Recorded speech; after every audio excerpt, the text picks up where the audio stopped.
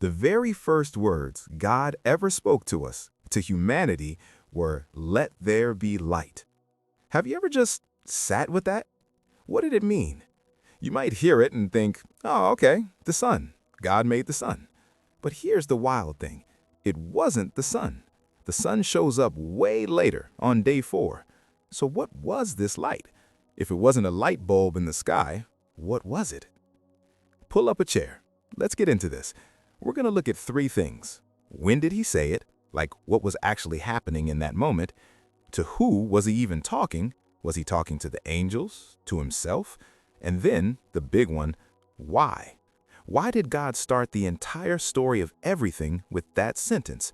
And what does it have to do with you, sipping your coffee, living your life right now? I promise you, the answer is more beautiful than you think. So, let's set the stage. When did God say this? We're in Genesis 1, verses 1 and 2. In the beginning, God created the heavens and the earth. Boom! That's our starting line. But the very next verse paints a picture that's not what we might expect. It says, "The earth was formless and empty, and darkness covered the deep waters." Genesis 1, verse 2. Formless, empty, dark. Close your eyes for a second. Think of down, down, deep below the surface of any ocean, a place of immense pressure and shadow, where shapes blur and there's no up or down. That's the deep it's talking about. It's not evil, it's not scary, it's just unfinished, waiting, and it's wrapped in a profound, total darkness. But here's the most important detail in the whole scene. It says, "Now the earth was formless and empty, darkness was over the surface of the deep, and the Spirit of God was hovering over the waters." Genesis 1, verse 2. The stage is set. The darkness is deep. The Spirit is hovering. And into that heavy, expectant silence, God speaks. "Let there be light." Genesis 1, verse 3. So, who was listening? Who was he talking to? He wasn't talking to Adam and Eve. They weren't even a thought yet. He wasn't giving orders to angels. The Bible doesn't show them here. Look at the language. Later, when God makes people, he says, "Let us make mankind in our image." Genesis 1, verse 26. Us. Our. That's a conversation. I believe that first mighty whisper, "Let there be light," was the first conversation inside the heart of God himself. God the Father was speaking. He was speaking the Word. And John's Gospel tells us that the Word was with God and the Word was God. John 1, verse 1. And the Word was being activated by the power of the Holy Spirit, who was hovering, ready to move. So God was talking to himself. In a way, yes, but better. God, who was a community of perfect love, Father, Son, and Spirit, was bringing that love and creativity outside of himself for the very first time. He was expressing his own nature. He was speaking to the Son through the Spirit. And what happened? Light. But not the kind you measure with watts. If this light wasn't the sun, what was it? The Apostle John gives us the key hundreds of years later. He writes simply, "God is light. In him there is no darkness at all." 1 John 1, verse 5. Aha! So the first thing God does is pour his own essence, his truth, his purity, his goodness, his very nature into the formless deep. This light was the first act of revelation. God was making himself known. It was the first act of order, separating light from dark, creating rhythm and time. He separated the light from the darkness. Genesis 1, verse 4. And it was the first act of goodness. Genesis says, God saw that the light was good. Genesis 1, verse 4. Before anything else was called good, before trees, before dolphins, before mountains, the nature of God, shining into the chaos, was declared good. This light was the foundation. With it established, God spent the next days decorating the universe with it. He stretched out the sky, raised the land, and commanded the land to explode with life. He placed the sun and moon in the sky to rule over the day and night he had already created. He filled the world with every kind of creature, and at every step he smiled and said, "It is good." Finally, he made humanity. And he didn't just speak us into being, he shaped us from the dust of that good earth, and then he leaned down and he breathed. He breathed his own breath, the ruach, the spirit, into us.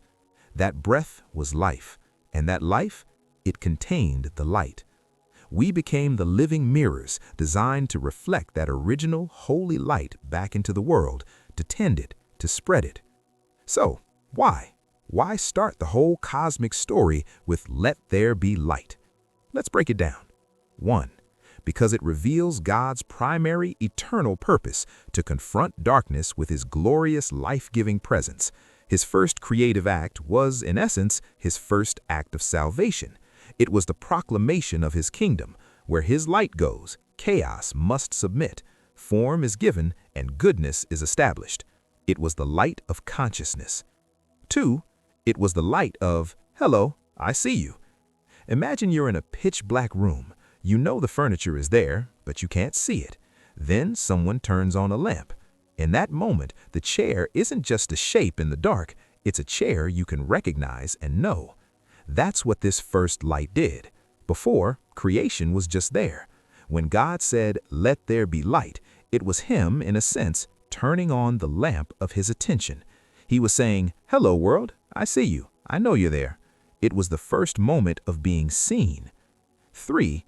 It was the light of, "This is a story, not a mess." Think of a big box of toys all dumped out together. Legos are mixed with dolls and race cars. It's all just a pile.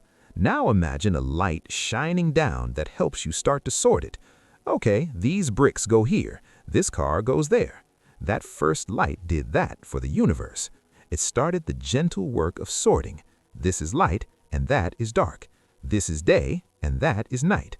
It wasn't to make things fight, it was to make things clear. It created the space where a story, with a beginning, a middle, and different parts, could actually happen.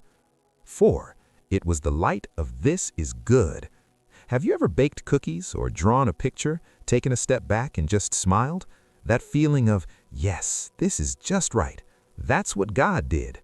The very first thing he did after making the light was look at it and call it good. Before he made any rules or gave any warnings, his first reaction was pure, happy approval. Right after he made the light, the Bible tells us God saw that the light was good. Genesis 1, verse 4.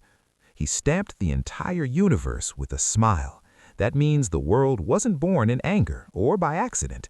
It was born from a heart of joy, and its very first ingredient is God's goodness. 5. It was the light of, "This is just the start." This light wasn't the final product. It was the first brushstroke on a blank canvas. It was the "once upon a time" that starts every great story. It was God's way of beginning the conversation with creation. It meant, we are not staying in the dark. We are not staying in the blurry mess. We are moving towards something beautiful and full. Let's begin.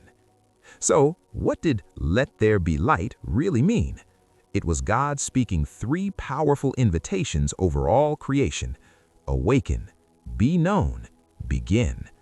And what does this mean for you and me today? First, it tells you your origin story. You are not a cosmic accident. You are fashioned in the image of the God who is light. Your conscience, your longing for truth, your desire for goodness and beauty, that is the echo of Genesis 1, verse 3 within you. You were made to carry and reflect that divine light. Second, it defines the battle. We live in a world where spiritual and moral darkness feels overwhelming, but this story tells us darkness is not the original rightful ruler. It is an invading force on a creation whose foundation is good. The light was here first, and the light declared war on the darkness. As a Christian, you are enlisted in that original, victorious campaign. Third, and most importantly, it finds its fulfillment in Jesus Christ. John declares it. The true light that gives light to everyone was coming into the world. John 1, verse 9. Jesus is the walking, talking, "Let there be light" of God. He is the personal, human embodiment of that first creative word, come to shine in our personal darkness, to reorder our chaos, and to restore the defaced image of God within us. On the cross, darkness seemed to win, But on the third day, the light burst forth from the tomb, forever proving that darkness cannot overcome it. So the next time you see a sunrise, don't just see a sunrise. See an echo, a daily reminder of God's first powerful, loving word, "Let there be light." And the next time you're in a dark place, remember the very first thing God ever said, "Let there be light." He is still saying it. For you, go be a light bearer today.